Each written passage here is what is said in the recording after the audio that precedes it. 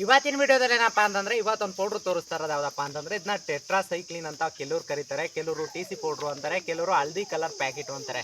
ಅಂತಂದ್ರೆ ಮೂರು ವಿಭಜನೆಯಲ್ಲಿ ಈ ಪೌಡ್ರನ್ನ ಕರಿಬೋದು. ಅಂತಂದ್ರೆ ಇಲ್ಲಿ ಕಾಣಿಸ್ತಾ ಇದೆಯಲ್ಲ, ಈ ಪೌಡ್ರನ್ನ ಕರಿಬೋದು. ಬಟ್ ಇದು ಯಾವ್ದಾದಕ್ಕಪ್ಪ ಅಂತಂದ್ರೆ CRD ಅನ್ನೋ ಒಂದು ಕಾಯಿಲೆ ಬರುತ್ತೆ. CRD ಕಾಯಿಲೆ ಬರೋದು ಯಾಕೆ, ಮತ್ತೆ ಅದರಲ್ಲಿ ಏನೇನು ಪ್ರಾಬ್ಲಮ್ ಇರುತ್ತೆ, CRD ಅಂದರೆ ಏನೇನು ಇರುತ್ತೆ ಅಂತ ಈ ವಿಡಿಯೋದಲ್ಲಿ ಹೇಳ್ಬಿಡ್ತೀನಿ. ಕಂಪ್ಲೀಟಾಗಿ ವಿಡಿಯೋ ನೋಡ್ಕೊಳ್ಳಿ.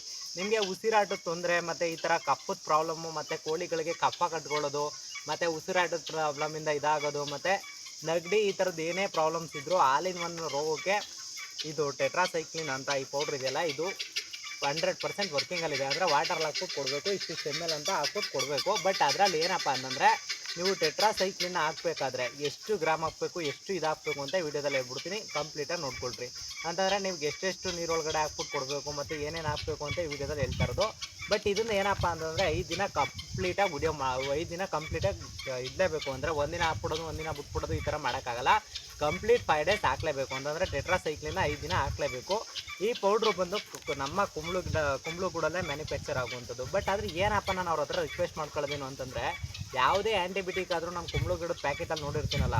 ಬಟ್ ನಿಮಗೆ ಏನಂತಂದರೆ ಒಂಚೂರು ಕನ್ನಡದಲ್ಲಿ ಹಾಕ್ಬಿಡ್ರಿ ಪ್ಯಾಕೆಟ್ನೇ. ಏನು ಕಳ್ಕೊಳ್ಳುವಂಥದ್ದು ಏನೈತೆ ಅದನ್ನೇ ಪ್ರತಿ ಸಲ ಕೇಳೋದು. ಏನಾದರೂ ಯೂಸ್ ಮಾಡೋದು ಆದರೂ ಗೊತ್ತಾಗುತ್ತೆ. ಅಂದರೆ ಆಲ್ಮೋಸ್ಟ್ ನಮ್ಮ ಕರ್ನಾಟಕದವರು ಜಾಸ್ತಿ ಜನ ಯೂಸ್ ಮಾಡ್ತೀವಿ.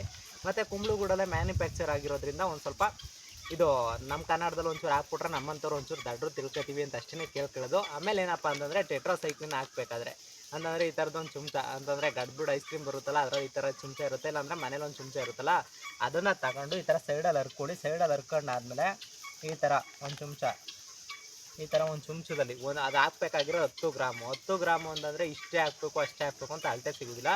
ಇದರಲ್ಲಿ ಕಾಣಿಸ್ತಾ ಇತ್ತಲ್ಲ, ಈ ಥರದ್ದೊಂದು ಚಮಚ ತಗೊಳ್ಳಿ. ಇದು ಎಷ್ಟು ಗ್ರಾಮ್ ಆದರೂ ಬರ್ಬೋದು. ಆಮೇಲೆ ಏನಪ್ಪ ಅಂತಂದರೆ ನೀರೊಳಗಡೆ ಹಿಂಗೆ ಹಾಕ್ಬಿಡೋದು ಅಷ್ಟೇ. ನೀವು ನೀರೊಳಗಡೆ ಹಾಕ್ಬಿಟ್ಟು ಈ ಥರ ಹಾಕ್ಬಿಟ್ರೆ ಅಂತಂದರೆ ಮೊದಲು ಕಲರ್ ಬರ್ತಿತ್ತು, ಈಗ ಕಲರ್ ಬರ್ತಾಯಿಲ್ಲ. ಅಂತಂದರೆ ಫಸ್ಟು ಹಲ್ದಿ ಕಲರೇ ಬಂದ್ಬಿಡೋದು ಪೂರ್ತಿ. ನೀರೊಳಗೆ ಹಾಕ್ತು ಅಂದರೆ ಹಲ್ದಿ ಕಲರ್ ಬರೋದು, TC ಪೌಡ್ರು ಈಗ ಬರ್ತಾಯಿಲ್ಲ. 2 ಚಮಚನ ಹಾಕಿ ಸಾಕು ಈ ಥರ. ಅಂದರೆ ಇಲ್ಲಿ ಒಂದು 2 ಲೀಟ್ರ್ ನೀರು ಇರಬೇಕು ಅಷ್ಟೇ. ಇದರಲ್ಲಿ 2 ಲೀಟ್ರ್ ನೀರಿಗೆ 2 ಚಮಚ ಹಾಕೊಳ್ಳಿ. ಅಂತಂದರೆ 2 ಚಮಚ ಹಾಕಿದ್ರೆ ಏನೂ ಪ್ರಾಬ್ಲಮ್ ಆಗೋದಿಲ್ಲ. ಬಟ್ ಆರಾಮಾಗಿ ಹಾಕೋಬೋದು. ಆಮೇಲೆ ಏನು ಅಂತಂದರೆ ದೊಡ್ಡ ಕೋಳಿಗಳಿಗೆ, ಅಂದರೆ ಚಿಕ್ಕ ಮರಿಗಳಿಗೆಲ್ಲ, ದೊಡ್ಡ ಕೋಳಿಗಳಿಗೆ ಇದನ್ನ ಹಾಕಬೇಕಾಗಿರೋದು.